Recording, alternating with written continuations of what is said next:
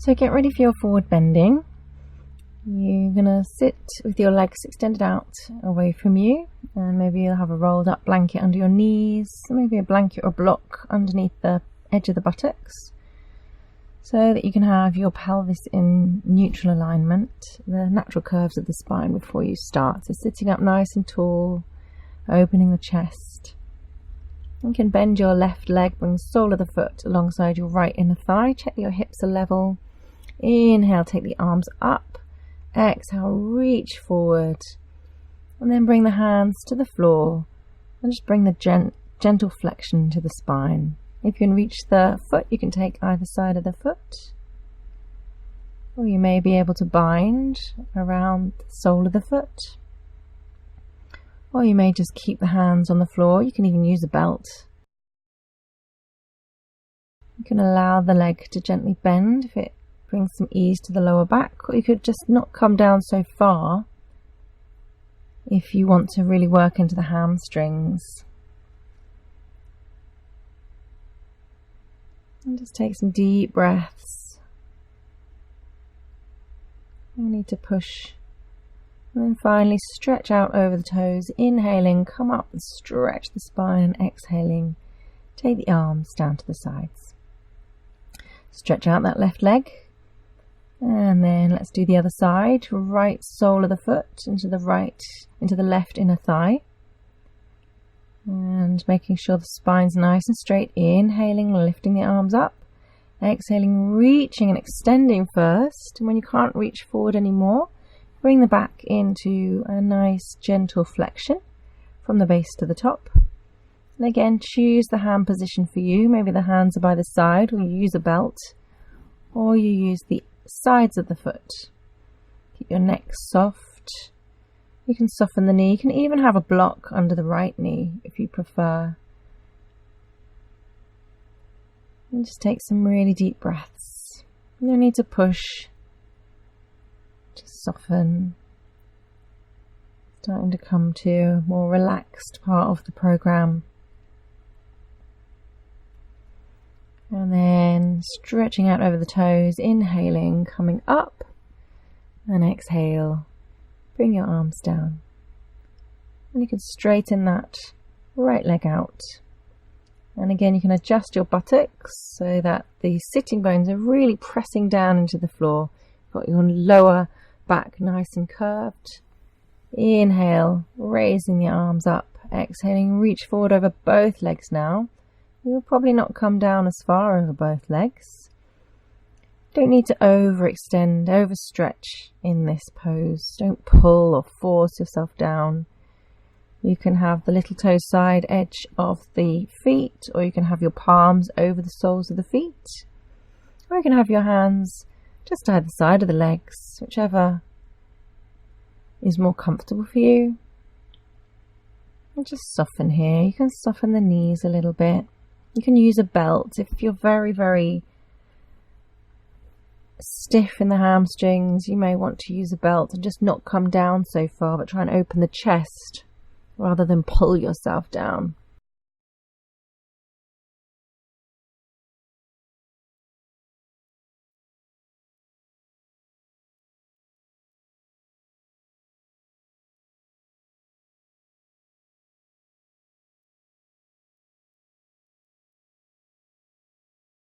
And then stretching out over the toes, arms alongside the ears. Inhaling, come up, stretch and look up. And exhale, take your hands out and down. And then just removing the blanket from under your knees. We'll come up into Tibetan table as a counter stretch. Feet under knees, wrists under shoulders, lifting the hips up. And take the head back, or you can keep the chin tucked into the chest if your neck's not so strong. Or you can go into inclined plane, keeping the legs straight, pressing the soles of the feet into the floor, lifting the hips up. Slightly stronger version, depends on your body though. Whatever you like, and then just sitting cross-legged, having a breath here. And then relaxing onto your tummy. And you can have the big toes towards each other and the heels apart, just to make space in the sacrum. You can make a pillow with the hands, big toes touching heels apart, cheek to one side. Taking some deep breaths, you can press the belly into the floor as you nourish the spine. You can wiggle the bottom from side to side. Just allow the spine to rest after its forward bending.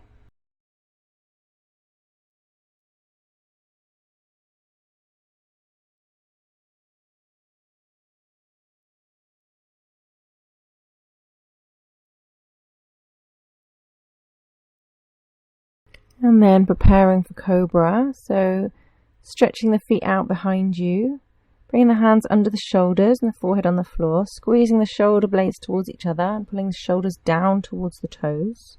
Stretch the chin out on the floor, and then pressing gently with the hands, you can lift the chest up and keep the lower abdomen on the floor. Keep the shoulders rolling away from the ears, opening the pecs, opening the collarbones, shoulder blades sliding down the back. You can imagine that the palms are pressing into the floor and back towards you. And then gently come down, chin touches the floor, then forehead. And then make a pillow with the hands. You can bring the cheek to the opposite side this time, big toes touching, heels apart.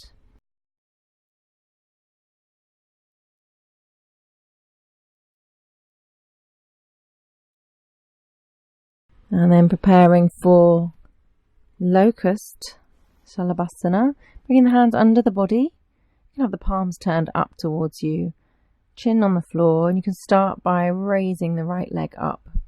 It doesn't have to come very high, and don't press on the left leg to lift. Keep the hips level. Just use the power of the back of the thigh and the lower back on that side to help you lift, and then gently lower. Take a breath. And when you're ready, stretch and raise the left leg up without pushing on the right leg, without lifting the hips. Just breathing deeply as you can, and then release. And then give yourself a really good tuck. And you can raise both legs up. Now they don't have to stay together. You try and press them fairly straight. You can always flex the feet if your calves cramp up. Press down on the hands. Breathe into the arms and release. And again, pillow with the hands, cheek to the opposite side, big toes touching, heels apart. Give the hips and bottom a little wobble and a wiggle. And just breathe. Allow the spine to rest. And then you're going to have your knees hip distance apart, bending the knees. See if you can take hold of the feet with the hands, drawing the shoulders back and the shoulder blades towards each other. Raise the head, neck and chest up, and then pressing the feet away from the bottom, raise the thighs up. You can rock forwards and backwards with the breath, or you can hold a static pose, really pulling the feet back to lift the chest further. And release. Bring the forehead down. Gently release the feet. And then bring the hands under the shoulders. Gently move yourself back into a child's pose. Stretching the spine a little bit as you drop your bottom onto your heels. And you can rest your hands alongside your feet, palms turned up. And you may want to part the legs a little bit if the bottom doesn't drop, or you may want to bring the knees together. Find the right position for you so that your bottom and your head can kind of weight each other down. There's a nice openness in the spine. If this isn't comfortable for your knees, you can lie down on your back and hug your knees into your chest.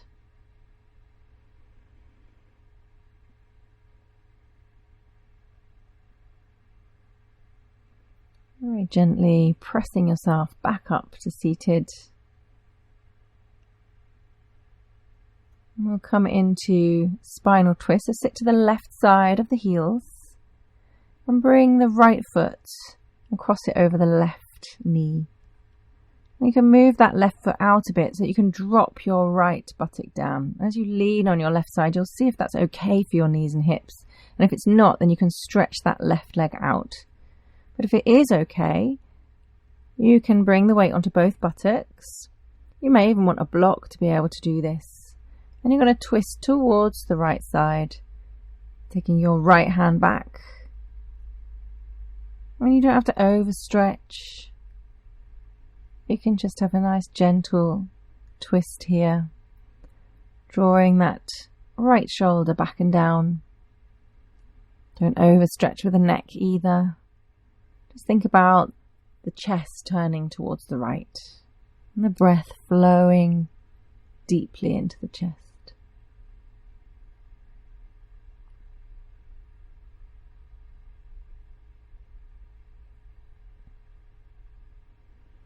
Very gently come out of the twist. You have a little counter stretch, twisting the other way, and then come back to kneeling and move to the other side. So you can sit to the right side of the heels and you can bring that left foot over the right knee. And while you're leaning over to the right there and bringing that right foot out of the way so that buttocks can come down, you can see if that's going to be too much or not. And this is where you can put a little lift under the buttocks, or you can stretch out that right leg if it's not feeling good for the hips or the knee. Don't risk injuring yourself. And we'll be twisting to the left side. So when you twist, you can twist the hips. So you can take that left hip back a little bit, sitting bone back a little bit, and the right sitting bone forward a bit. They don't have to be anchored in place. They need to be both dropping down to the floor, but the pelvis can start the twist, especially if you've got any sacral issues or lower back issues. You don't want to over twist that area. The twist needs to be more into the chest. So really drawing the center of the chest to the left as much as you can, and the left shoulder back and down. And then coming for a very gentle counter twist. As we're counter twisting, if you have twisted the pelvis, you'll have to be careful not to over counter twist.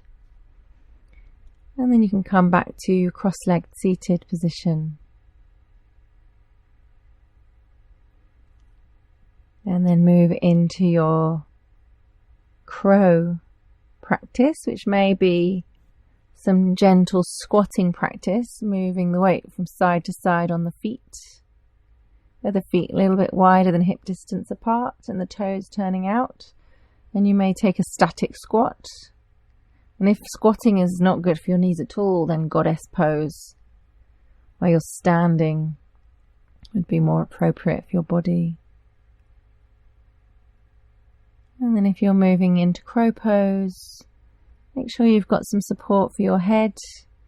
You can have your hands slightly turning in so the elbows can turn out if you're a beginner. Or you can have your hands facing forward and your knees right up into your armpits. Trying to shift the weight forward rather than lifting the body up. Taking some deep breaths. You might just be rocking forwards and backwards, just getting your wrists strong enough to take weight. It might not be that you do a full hand balance. You're just strengthening your wrists. And coming back to your lovely squat or your goddess pose, you can press your knees open with your arms. So also press the knees into the arms to get some muscular energy there. A little counter stretch for the wrists, maybe bringing the tops of the hands on the floor.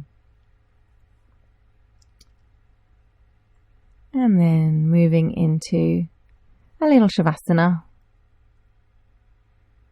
before we complete our practice. Just to release the wrists, the legs, the hips, and the whole of the spine after that set of poses. Taking some lovely deep breaths, just grounding the body into the floor every time you exhale. And then finally wiggling fingers and toes, moving the face, rolling the arms and legs, stretching the arms overhead, pointing and flexing, stretching right and left sides.